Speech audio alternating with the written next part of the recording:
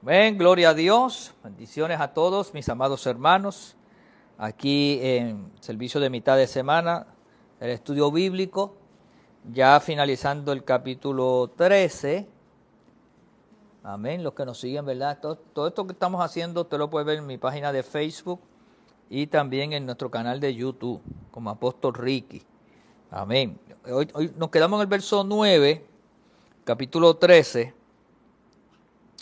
y ya estaríamos como en el tercer día de la muerte y pasión, entre martes y miércoles, y el Señor dando sus últimas enseñanzas vitales con relación al fin de Israel y el nacimiento de la iglesia, su muerte y pasión, ¿verdad?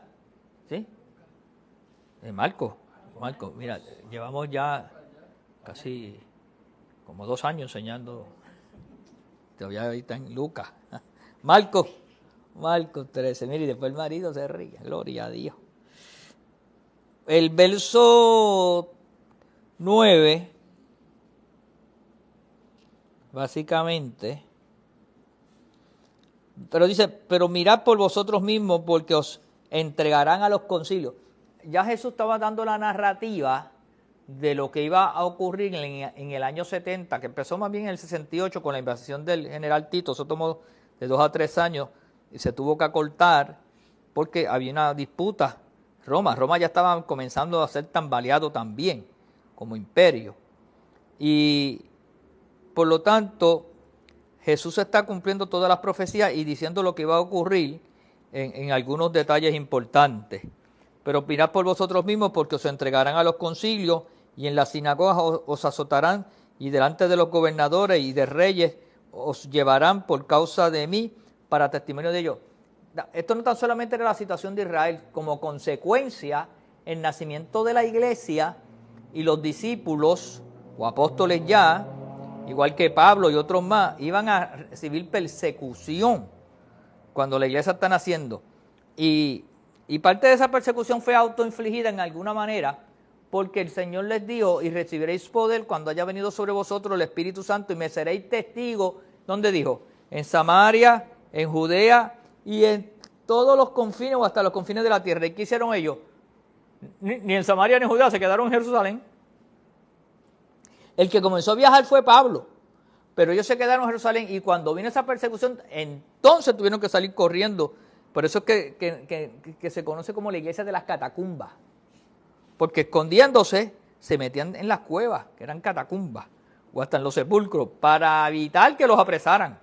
Pero el Señor les dijo, y es necesario que el evangelio sea predicado ante todas las naciones, ¿verdad? Le volvió a hacer énfasis. Pero cuando os ultrajen para entregarlos, cuando los trajeren para entregarlos, no os preocupéis por lo que habéis de decir, ni lo penséis, sino que lo que fuere dado en aquella hora, eso hablad, porque no sois vosotros los que habláis, sino el Espíritu Santo. Oye, que es algo que todavía en momentos difíciles que tú como creyente te enfrentas en la vida, el Señor te va a dar lo que vas a decir, cómo vas a traer la defensa. Y el hermano entregará a la muerte el hermano, y el padre al hijo, y se levantarán los hijos contra los padres y los matarán, y seréis aborrecidos de todos por causa de mi nombre, mas el que perseverare hasta el fin será salvo, ¿verdad? El que perseverare hasta el fin será salvo. Yo dije, a manera de repaso, voy a ser rápido en esto, él trató de prepararlos 4 veces en este capítulo. El Señor les dijo, mirad, tengan cuidado, estén en guardia, estén alerta. ¿Por qué quedarme para hacer un mártir cuando no hay necesidad? Tú me haces mártir cuando ya no hay más remedio. Entonces, las primeras generaciones de cristianos tuvieron que hacer frente a una intensa persecución. Primero de los judíos, los primeros que persiguieron, y siguieron persiguiendo aunque ya Cristo no estaba, eran los mismos judíos. Y estaban ahí constantemente. Y más tarde, los gentiles, como se nos indica aquí y en el libro de los Hechos. Los concilios locales, que no eran otra cosa que el Sanedrín, tenían autoridad para hacer juicio y castigar la herejía por medio de la flagelación. Al expandirse el evangelio, los discípulos fueron llevados delante de los gobernadores y de reyes por causa de Cristo para testimonios de ellos. Pablo es un ejemplo clásico y él consideró sus prisiones como una oportunidad providencial para la predicación del Evangelio de Cristo, ¿verdad? Este Evangelio fue predicado de incontables maneras a todas las naciones y en todos los lugares. Y básicamente eso fue lo que estuvo ocurriendo ahí. Si vamos al verso 14, dice, pero cuando veáis la abominación desoladora de que habló el profeta Daniel, en el libro de Daniel va a haber unas expresiones proféticas de este acontecimiento que Daniel habló. Siempre yo repito las dos escuelas fundamentales, aunque eran 4, la preterista y la futurista. Los futuristas dicen que esa profecía de Daniel en parte se cumplió, hay un grupo que dice, y en parte se va a cumplir en estos tiempos. Hay otros que dicen que eso se cumplió en el tiempo de Israel, ¿verdad? Y hay esos pensamientos teológicos. Luego dice, el que esté en la azotea no descienda a la casa, ni entren para tomar algo de su casa, y el que esté en el campo no vuelva atrás a tomar su capa. Mas hay de las que están encintas y de las que críen en aquellos días. Orad pues que vuestra huida no sea en invierno, porque aquellos días serán de tribulación cual nunca ha habido desde el principio de la creación que Dios creó hasta el tiempo, ni la habrá. Y si el Señor no hubiese acortado aquellos días, nadie sería salvo, mas por causa de los escogidos que Él escogió, acortó aquellos días. Entonces si algunos os dijere, mirad, aquí está el Cristo, o mirad, allí está, no lo creáis, porque se levantarán falsos cristos y falsos profetas, y harán señales y prodigios para engañar, si fuese posible, aún a los escogidos, mas vosotros, mirad, os lo he dicho todo antes. Para que tengamos una visión de esto, pues mire, la tenemos ahora mismo con el conflicto bélico en Gaza. ¿Ustedes han visto cómo eso se ha ido destruyendo? Ustedes han visto ahí que, y Grace los otros días me comentaba, ¿cómo será para las mujeres embarazadas o para las que tienen niños recién nacidos? ¿Y cómo será esto y cómo será aquello? Pues en una guerra, en un acto violento, pues sufren los más débiles, los ancianos que no se pueden mover casi, los niños que inofensivos, los recién nacidos, las mujeres embarazadas, el que tiene una enfermedad, que tiene dificultades, ¿verdad? Pues todo eso se empeora porque la crisis que se está viviendo, el caos, es violento. Pues ahora nosotros lo vemos que se nos encrespa la carne cuando vemos esas atrocidades que hicieron a esos bebés, ¿verdad? En esa matanza contra el pueblo de Israel o lo que está pasando ahora en Palestina. Entonces, es bueno señalar aquí que estos versos son generalmente considerados como una descripción de la segunda venida, lo que también se le conoce como la parousia, que no es otra cosa que la venida del Señor, ¿verdad? La segunda venida. Ahora, el lenguaje contiene imágenes extrañas para nosotros, pero familiares para los discípulos. Jesús no creó estos símbolos, sino que empleó terminología profética y apocalíptica bien conocida.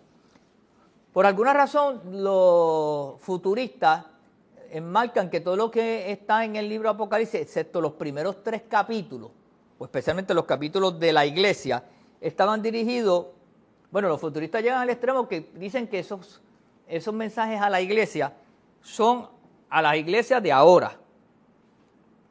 Otros dicen que es durante todos estos 2000 años que ha habido un periodo de una iglesia. La Odisea fue en tal periodo, la de Pérgamo fue en tal periodo y por ahí siguen. Y otros, los preteristas dicen que fue hablado a las iglesias que existían en ese entonces, en ese lugar, y fue un mensaje específico a ellos. Eran lugares que Pablo y los apóstoles habían conquistado predicando. Otros piensan que nada más Apocalipsis tiene que ver con el futuro, que todavía algunas partes no se han cumplido ni siquiera. Y otros piensan que Apocalipsis fue allí, en el tiempo donde vino esta manifestación del general Tito, esa invasión de Roma que destruyó a Jerusalén y a Israel. De hecho, en estos días, yo oí a Netanyahu, que es el primer ministro, enviándole un mensaje a los cristianos, dándole las gracias porque los cristianos han sido amigos de Israel, que allí en Jerusalén no, en Israel, pueden vivir los cristianos, que allí los cristianos gozan de libertades, que ellos no tienen problema con eso, que sabemos que los cristianos del mundo oran por Israel y todo eso, todo ese discurso, pero reconoció que Jerusalén había sido ya hace muchos años destruido. Y que yo dije, mira, y que ellos vinieron para restaurar a Israel, que es parte, y quieren volver a destruir a Jerusalén, que todo eso es esa problemática. Pero que ellos saben que los cristianos en peregrinaje y van allí a Jerusalén y caminan y ven la muerte y pasión, y que ellos son amigos de Israel. Nada, cuando nosotros estudiamos esto, nos vamos a dar cuenta todo lo que estuvo ocurriendo en esa invasión del general Tito, ¿verdad? Que también aquellos fueron días de tribulación. Y si usted sigue leyendo, después de aquella tribulación, en un resumen de la totalidad de los sufrimientos por los que ha pasado la iglesia, los futuristas le llaman a la iglesia, los preteristas le llaman a Israel. El Hijo del Hombre vendrá en las nubes con gran poder y gloria. Y ese acontecimiento también ocurrió en ese tiempo del general, pero los futuristas plantean que eso todavía no ha ocurrido, que la venida del Señor, esa segunda venida, se va a manifestar. Yo siempre le he dicho que yo le predico las dos escuelas, usted llega a sus propias conclusiones. Yo pienso que sí ocurrió en ese momento, pero también pienso que el Señor es poderoso para volverlo a hacer. Yo creo que el Señor puede venir, de hecho yo pienso que Él ha venido muchas veces, que se ha manifestado en las épocas y en los momentos, pero si Él tiene que venir un momento adicional y manifestar su gloria y su poder, Él es el Señor. Él es la autoridad máxima y Él es el Dios Todopoderoso. Y entonces existen esas escuelas teológicas que hablan de esos principios.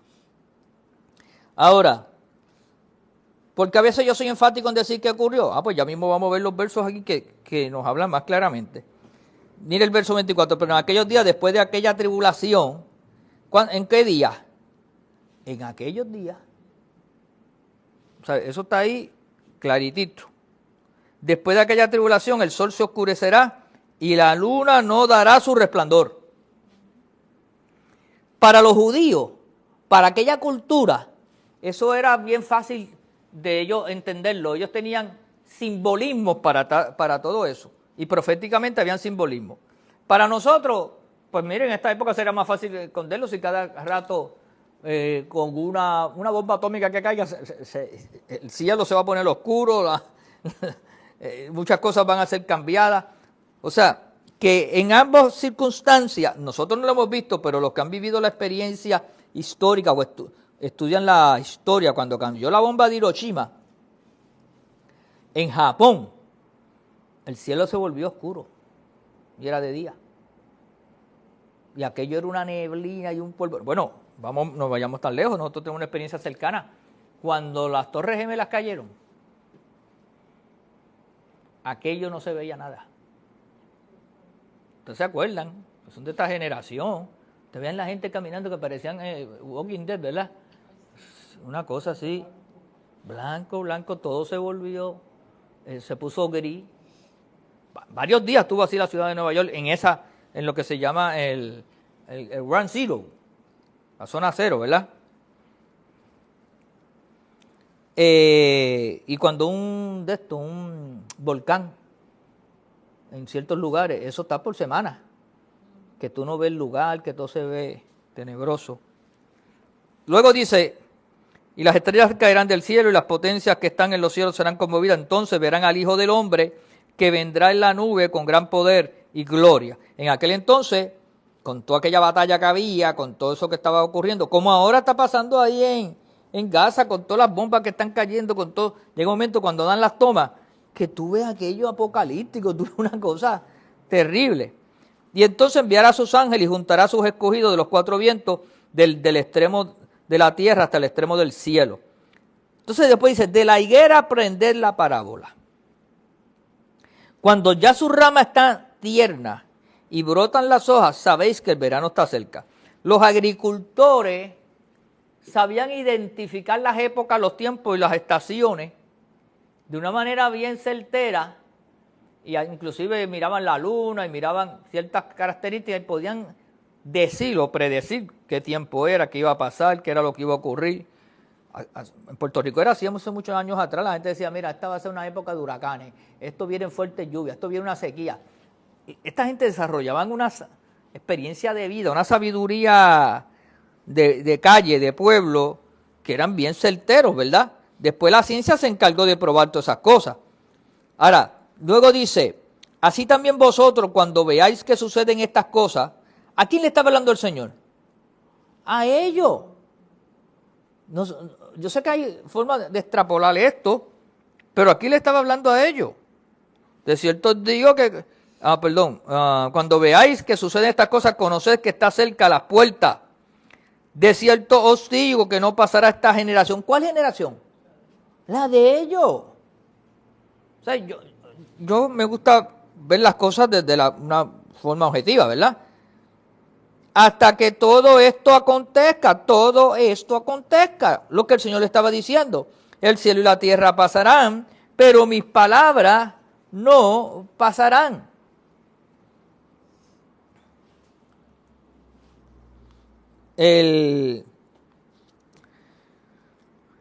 La higuera, algo muy común y familiar en la Palestina, junto con todos los árboles, Lucas 21, 29, tiene una lección para quienes quieren aprenderla, ¿verdad?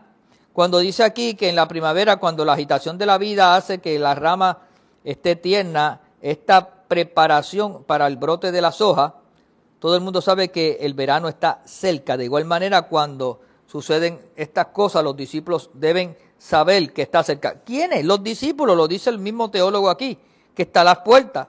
Con la más solemne afirmación, Jesús siguió diciendo, no pasará esta generación hasta que todo esto acontezca, como una seguridad final de que estas palabras se cumplirán. Jesús agregó, mis palabras no pasarán.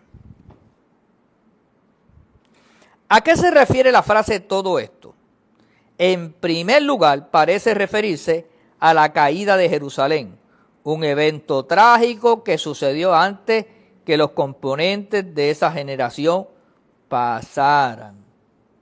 Está haciendo, el teólogo aquí está poniendo el punto claro a quién se refería en el contexto histórico. Ahora luego dice, pero de aquel día y de la hora nadie sabe, ni aun los ángeles que están en el cielo, ni el Hijo, sino el Padre.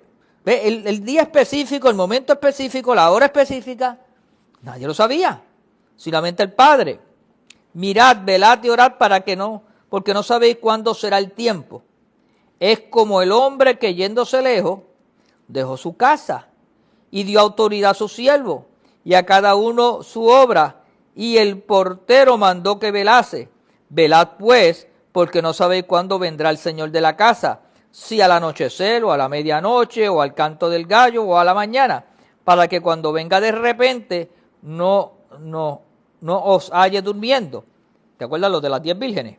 Y los que a vosotros digo, a todos lo digo, velad. Lo importante era vigilen, estén vigilantes. Y yo lo que les digo, más allá de toda circunstancia de debate teológico, porque estos son debates teológicos, que algo importante aquí, que el Señor dijo velad.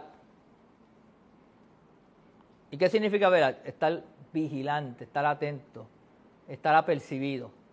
Porque sea que pasó y que vuelva a pasar, o sea que no pasó y solamente pase, la verdad es que todos nosotros tenemos que estar vigilantes porque nosotros tenemos nuestra propia venida. Esa yo la predico con tanta seguridad que no hay debate, porque todos los días se prueba que es real. Hace 2 días murió un amigo nuestro, ¿verdad? Bachi, y que yo lo casé, y fue ministro de adoración junto con Pebbles, allá en Cagua, en nuestro ministerio en Cagua. Y un muchacho que sirvió al Señor. Pero todo el mundo tiene que estar vigilante porque tú no sabes. Tú no sabes ni el día, ni la hora, es más, ni el ángel que te viene a buscar sabe cuándo es. Se lo dicen por la mañana cuando se levanta, por decir algo que sea jocoso dentro de la circunstancia. Ahora, mira el capítulo 14. Dice, 2 días después era la Pascua. Por lo tanto, si 2 días después era la Pascua, esto era ya casi jueves en la tarde. Jueves en la tarde, porque la Pascua era ese fin de semana, y especialmente el domingo de Pascua, domingo de Resurrección.